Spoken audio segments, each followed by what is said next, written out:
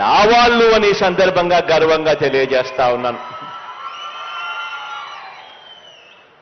మన ప్రభుత్వ విజయాన్ని కోరుకునే ప్రతి పేదవాడి భవిష్యత్తు కూడా మార్చాలి అని తపన పడే సేవా సైనికులు నా వాలంటీర్లు అని చెప్పడానికి గర్వపడతా ఉన్నా.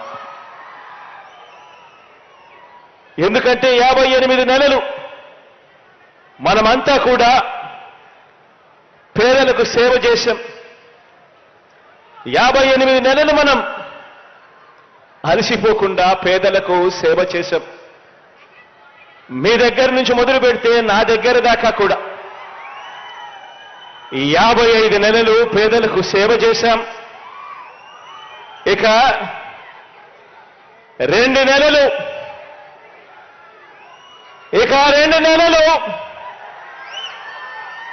పేదవాడికి సేవ చేసేందుకు, పేదవాడి భవిష్యత్ మార్చేందుకు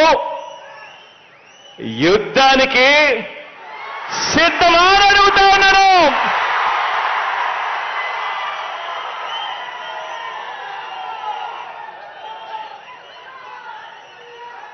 $2,60,000 సైన్యం,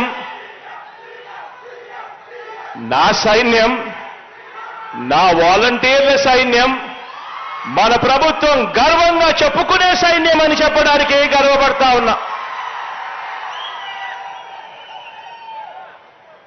ఈ సైన్యంలో ఉన్న ఈ గుండెలు, ఈ సైన్యంలో ఉన్న ఈ గుండెలు తెలుగుదేశం పార్టీ మాదిరి వారి జన్మభూమి కమిటీ సభ్యుల దోపిడీ గుండెలు కావివి. ఇవి సేవా హృదయాలు అని చెప్పడానికి గర్వపడతా ఉన్నా. ఈ గుండెల్లో మానవత్వం ఉంది. ఈ గుండెల్లో లంచం లేని వ్యవస్థ తీసుకొని రావాలి, వివక్ష లేని వ్యవస్థ తీసుకొని రావాలి అని తపన, తాపత్రయపడే గుండె ఈ గుండెలో ఉంది అని చెప్పడానికి గర్వపడతా ఉన్నా. ఒకటి గమనించమని చెప్పి మిమ్మల్ని అందరినీ కూడా కోరుతా ఉన్నా. తెలుగుదేశం పార్టీ అధికారంలోకి వచ్చాక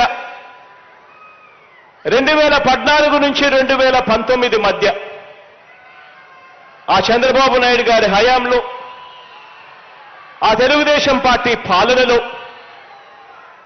వారి కార్యకర్తల జన్మభూమి కమిటీల పరిపాలన, వారి టీడీపీ అధికారంలో నుంచి ప్రజలు కిందికి దింపడానికి కారణమవుతే ఆలోచన చేయమని అడుగుతా ఉన్నా.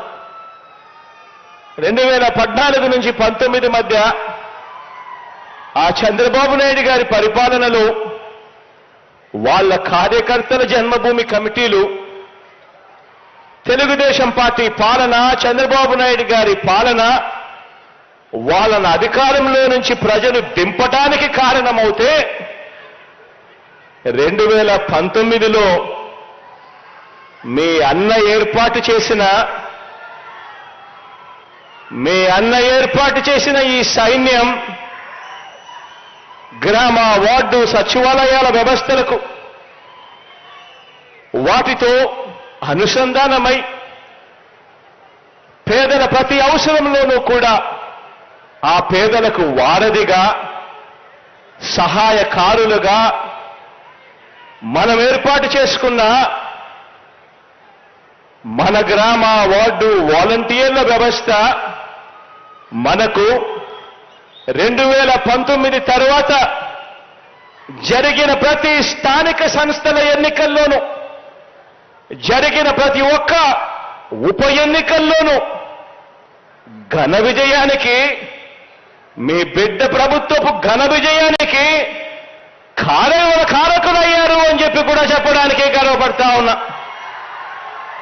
ఈ వ్యవస్థ కారణమైంది అని చెప్పడానికి కూడా గర్వపడతా ఉన్నా.